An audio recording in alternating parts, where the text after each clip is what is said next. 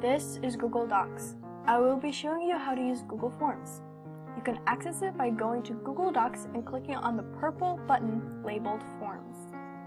After pressing the Forms button, this page should pop up. Next, click on the Go On to Google Docs Forms and log on to your account if you have not already.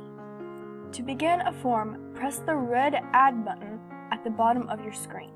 This is a blank form. First, we will give the document a title and describe the form in a quick sentence. Next, type in the question and choose the question type. I am using multiple choice for my first question.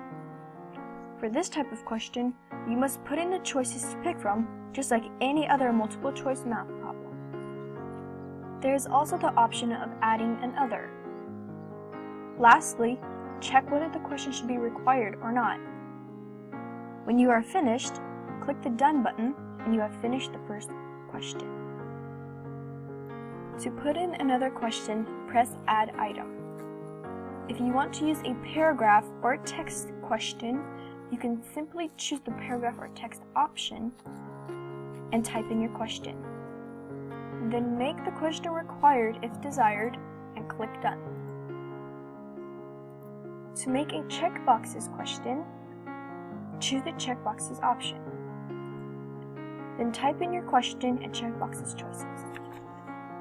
Click Done after making the question required or not. If you want to do a choose from a list question, just type in your questions and options. The person taking the form will choose their answer from a scroll of options after you press Done. If you are using scale, it helps if you start your question with on a scale of 1 to 5. Also, if you want, you can type what you wanted to say at 1 and 5, so when the person is taking the form, they can choose from the scale. Make sure you click Done when you're finished. If you are not satisfied, however, on the scale ending at 5,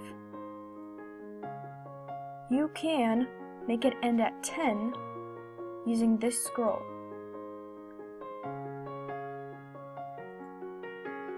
The grid is more complicated than most of them. It allows you to ask more than one question in a grid. So basically you have the rows to ask the questions or state the statements, and you have the columns to show how the person feels about the statements/questions. For example, I am wondering if the person agrees or disagrees with my statement about Trump's hair. Click Done to reveal your grid. If you want to use the date choice, you must ask a question that can be answered with a date. You have the option of whether the question can be answered with a year or time. It is pretty straightforward. The time option is very similar to the date option. Make sure you ask a question that can be answered with a time. You can make the time very specific if you check the duration box. For this question, I will add help text because it can support the main text well. Click Done and make sure you make the question required if desired. Lastly, you can change the theme of your entire form.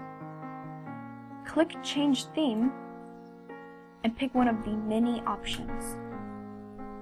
If none of the default themes match your form, you can customize one using the Customize option. You can be as creative as you would like. Click View Live Form to see how the whole entire thing looks. If you want to view the responses you get after you send the form, simply click on View Responses and they will show you the results. I hope this was at least somewhat entertaining and helpful.